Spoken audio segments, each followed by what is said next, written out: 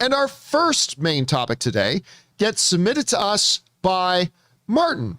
And Martin writes, "Hey, John and Rob. We all know Rob has been hyped for Eternals, and now that he has seen it, and John, you've seen it a second time and had the opportunity to reflect on it, what do you think now?" All right, thanks a lot for sending that in, Martin. And yes, of course, last night I had my second chance, my second opportunity to go and watch Eternals. I saw it for the second time yesterday. But more important than that, one Mr. Robert Meyer Burnett went ahead and saw it with me. So he had his first experience with it. For those of you who don't know, I did put together a little video of us coming out of the theater and Rob's reaction. It's up on the channel right now, so you can go and check that out a little bit later. But generally speaking, across the board, the reviews, or not reviews, the reactions for Eternals have all been pretty much across the board positive. I mean, I can't think of any real strong negative ones, like a lot of them calling it epic, sweeping, all this kind of stuff, a lot of dope. There's some superhero heists. Initial Eternal critic reactions offer mostly the highest of praise and blah, blah, blah. But it's a dense movie. We talked about this the other day. It's a dense movie. There's a lot to unpack. I'm not 1,000% sure how the average Marvel movie fan is going to react to it, because this does not feel like a Marvel movie to me. I've said that a few times. It feels like a Chloe Zhao movie, a very different kind of DNA. Because you guys know, I've said this before, Marvel films are all radically different. Like, one movie can be a political thriller, one movie can be borderline horror, one movie can be all comedy, one movie can be a straight up action film. I mean, they do a really good job of varying it up. But at the end of the day, it all has the Marvel DNA. And so when you walk out of it, even though like Ant-Man and Winter Soldier are completely different films, you still walk out feeling like you've watched a Marvel film. And that's a good thing. And you don't get that feeling walking out of Eternals. It's very different. So I'm very curious to see how a lot of these folks, the average folks, are going to feel. But generally speaking, the people who've seen it are feeling pretty good. Anyway, this comes to us from the folks at Superhero Hype, who write, "With its massive ensemble cast of characters, mostly new to the general public, art house director eschewing special effects where she could, and stories seemingly unrelated to the Avengers' adventures, Eternals seemed like a bigger than usual risk for Marvel Studios. Judging by the Eternals' critical reactions coming out of the junket press and trades at the premiere Monday night, however, it paid off. Save a mini controversy involving a variety spoiling certain details," yeah, we talked about that yesterday, "Director Chloe Zhao and the cast remain critical darlings." And of course, that comes to us from Superhero Hype. So Rob, it's generally going over well. They are critical darlings, but nobody cares if they're critical darlings. They care about what Robert Meyer Burnett thought about it. And I'll tell you what, so did I, because I watched the film, a lot to process, and you were the first person I want to talk to about it, but you hadn't seen it yet, because you go all the way back. You're somebody who appreciates the Jack Kirby era. You understand the Eternals, and I was really dying to tell you. And I told you going in, I said, I had no idea if you were going to absolutely hate this movie, if you were going to absolutely love it, if you're going to fall somewhere in between. But I really wanted to know what you think. So, Rob, you saw Eternals. What'd you think? Well, I will say this, I've got to be careful what I say, but it's been a long time since I haven't stopped thinking about a movie. And my first thoughts are, with the Marvel Cinematic Universe, all of the characters that we've seen so far, with maybe the possible exception of Shang-Chi, but I grew up reading Master of Kung Fu comics, so I knew about Shang-Chi, but everyone knows the characters. Whether you've watched them in animation or read the comic books, everyone knows Spider-Man. Spider-Man was on the Electric Company. So these characters are very familiar to most people, and they understand what kinds of stories they're going to get. The Eternals, while yes, they have been in comic book form, and the characters have interacted with the greater Marvel universe over the years, they don't have any real definitive story that anybody can point to. Even comic book fans would be hard-pressed to go, what are the Eternals exactly? Now, what they are is you'll notice in the credits of this movie, Jack Kirby gets a singular created by credit, which I thought kudos to Marvel for putting that in there in the credits. I mean, it flat out says, I think like in Blade, it said Blade later was created by Marv Wolfman, but it really was nice to see Jack Kirby acknowledged straight up in the credits because, you know, this is such a product of his imagination. And Kirby had these giant, crazy cosmological ideas about the cosmos and things. I mean, there's a reason why they picked him to adapt 2001, A Space Odyssey. And that said, this film really, while it's set in the Marvel universe, it doesn't really have to do with the principal Marvel universe as we know it. What it's dealing with is the larger universe that the MCU exists within. If that makes sense. Yeah.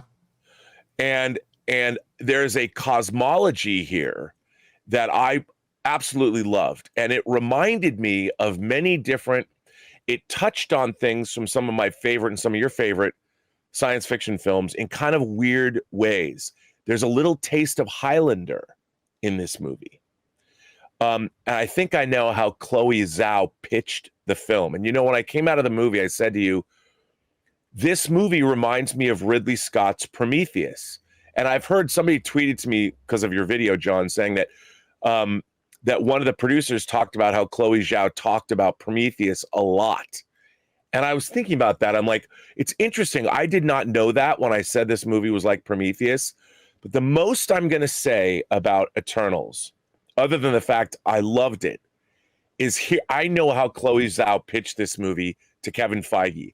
And I bet Kevin Feige was the only person in Hollywood who's like, oh, I totally get that. Here's Chloe Zhao's pitch for Eternals.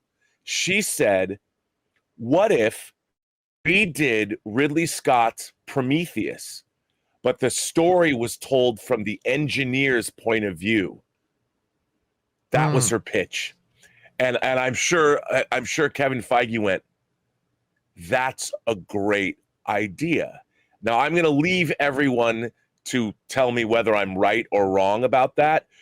But if you watch Prometheus and you see like what the cave paintings on the wall and all that, there's definitely some DNA in the movie in Eternals, and I loved it for that reason. And beyond that, it did what Prometheus failed to do. Prometheus touched on all of these ideas, but didn't know what to do with them. Whereas Eternals took all of these ideas and added an overarching cosmology to the Marvel Cinematic Universe that has already been there in the comics. It's already been touched on the MCU multiple times, but they did it in such a way that they wrapped everything. It's pretty audacious from that standpoint. And I look at Eternals as a straight up thoughtful science fiction movie. If this movie was not in the Marvel Cinematic Universe, I could see Christopher Nolan directing this movie. I could have seen Ridley Scott making this movie or somebody else, because that's what this movie is. This movie deals with big ideas. It goes back to the ideas of ancient astronauts like Eric Von Donigan's Chariots of the Gods, which was something Ridley Scott touched on, but I think that Prometheus wasn't as effective. And, you know, when I was watching this movie, John, for the first half, I was enjoying it, but I wasn't connecting with it the way that I wanted to connect with it. And then there was a point, I can tell you exactly when it was, but I'm not going to. I think I know exactly what point it was too. Where I'm like, oh. And then I was totally, fully invested in this. And then it went on and took an interesting turn that I wasn't expecting. And by the time the movie was over, I felt that there was a lyricism and a poeticism.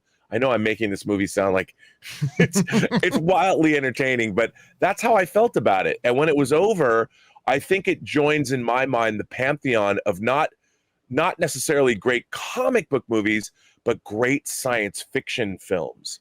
And kudos to Chloe Zhao for doing that, because unlike Prometheus, she was credited on the script for this movie. And I really think that that's why she probably went in, and I understand how she pitched this movie. And I think that she made the movie the exact movie she wanted to make. And kudos to Kevin Feige and Louis D'Esposito and Victoria Alonso for letting her make the movie she wanted to make, because there's things in this movie that are pretty audacious. And if you really think about what they're saying, it takes the Marvel Universe to a whole new level. And I, for one, can't wait to see the ramifications. And also, if you know your comics lore, there's a lot of impact to the future of the Avengers here, potentially, depending on how they go. So if you had to sum up in one sentence what you thought about the movie, how would you describe it? Or don't describe it. How would you describe your feelings about the movie? I feel it is a tremendously, like I said, a tremendously lyrical, poetic, yet wildly entertaining, action-packed, and thoughtful science fiction saga. And I'll tell you what, right up until we walked out of the theater, I wasn't sure. Like, I saw you getting giddy during the credits and the end credits stuff, which we won't touch on here. Yeah. But I mean, I honestly didn't know. I had no idea right till when we walked out of the theater. I'm like, I don't know what Rob thought about this movie. And then I asked you, and you're like, dude, I love this movie. Yeah, in the middle of the credits, I told you how much I loved it. And then I said to you, there's one thing that has to happen at the end of this movie now. And then that happened. And that happened. I remember. And that was another thing, is that it totally, but then something happened that I didn't expect that left me going, oh, I mean, there's something really, really deep that happens. I don't want to say what it is. Yeah, we can't say what it is. Yeah. And I can't, it made me think, like, I don't quite know what the ramifications are, but it sets up something really interesting for another Marvel property not many people are talking about yet. Right. And so and like I said, I'm still unpacking a lot of it, even after watching a second thing. And what the movie does for me, though, and I talked to you about this a little bit, and we can't go into any details in the film, because one of the criticisms that I have, and you saw the one part that I said was, there's a CGI element in this movie that happens at a certain time that is just terrible. And you picked it out right away what it was. Dude, when it happened. That was awful. But we won't talk about what it was. It's just that there was a really bad CGI moment in the film. But one of my criticisms about the film, I will say this, is really not a criticism about the movie. It's a criticism about the MCU as a whole, which, you know, Rob, you and I were talking about this a little bit before the show started. And for those of you who watch me for a period of time, you'll remember I've said this for years now. I said, my one concern about the Marvel Cinematic Universe is it's getting way overpopulated. And I've said for years that, you know, one of the things that used to make the older superhero films so special, and even the early MCU films so special, was the sense of awe and wonder of the extraordinary within the mundane. When Sam Raimi made Spider-Man, the world had never seen anything like Spider-Man.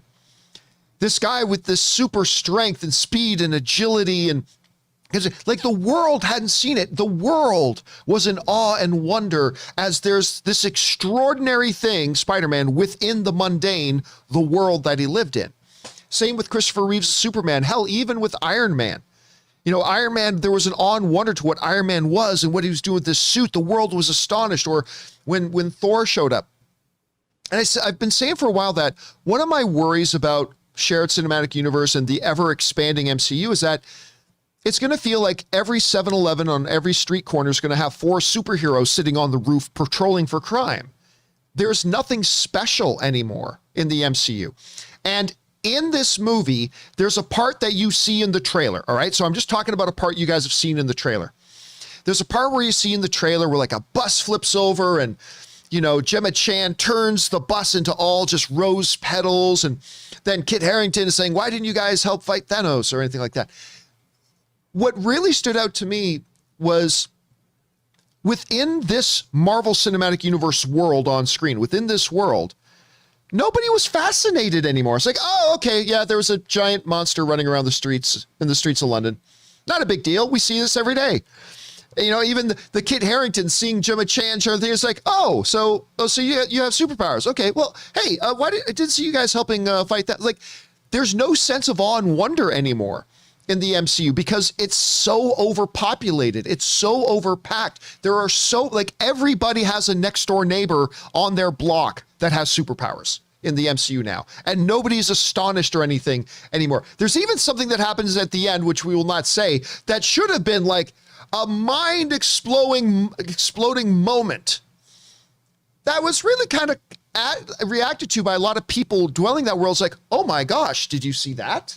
Because it's what they're doing in the MCU now. And to me, again, that's not a criticism of the movie. It's really more of a manifestation of a worry that I have about the universe as a whole moving forward. And it's only about to get bigger, Rob. You know, we got X-Men coming, Fantastic Four coming, a lot more characters coming down the pipe.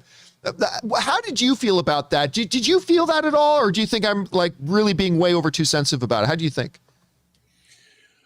Well, I would say this. The Marvel Cinematic Universe is now creating levels of reality itself within its own universe.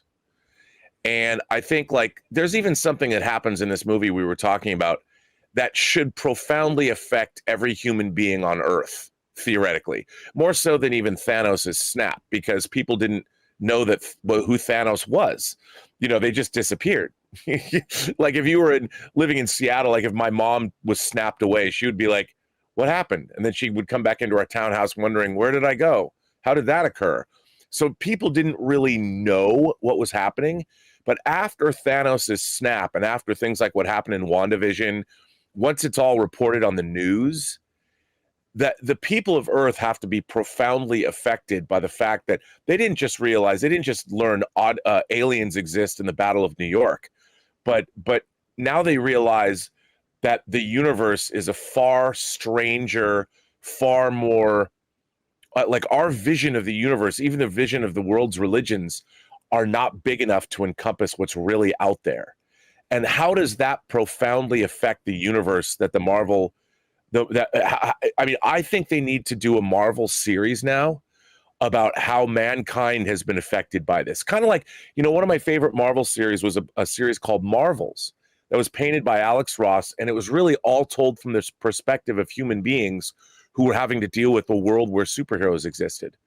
I think now the Marvel Cinematic Universe needs to do a series, and I don't know what that series would be. We talked about maybe a version of the X-Files from what came out of WandaVision. Right. I think they need something like that.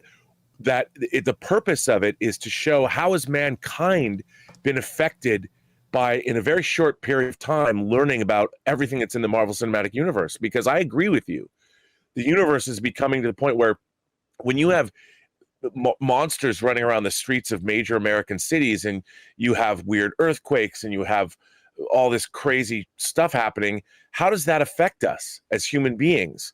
And I think it's getting to the point where unless we understand that, and that's what WandaVision did really well, it showed the perspective of us on the ground, like, what is going on here? What's happening? What's with this anomaly? What's happening here? We need more of that. I think they need to do an entire series about this, because if they don't do that, then the same thing is going to happen in the Marvel Cinematic Universe that happened to the Matrix sequels, where the human beings in the Matrix cease to matter, which means the stakes go away. If the regular man on the street no longer matters and no longer feels a sense of wonder in the mundane, well, then you've lost what the Marvel Cinematic Universe is. And all of these heroes are supposed to protect mankind. But if everyone on Earth is a super being or is aware of super beings or whatever, then the super beings cease to be super. Yeah. And again, it's that little sense of, it's amazing when we get to watch some of these films and like an average character sees one of these beings, right? And the awe and wonder and the fantastic nature of it that they feel, we as the audience then feel it through them as our vessels on screen, as our avatars on screen. And when that gets lost, we lose it. Again, not a criticism of the Eternals. It's just that the Eternals really is starting to reflect that overall problem in the MCU. And I hope they find a way to kind of correct that a little bit. But anyway, guys, Rob, I love the fact that you loved it. I'm so happy that you had a good time with it. The question is for you guys. Where's your expectations right now for Eternals? We're getting closer to its release date. However you guys are feeling, jump on down into the comment section below and let us know your thoughts.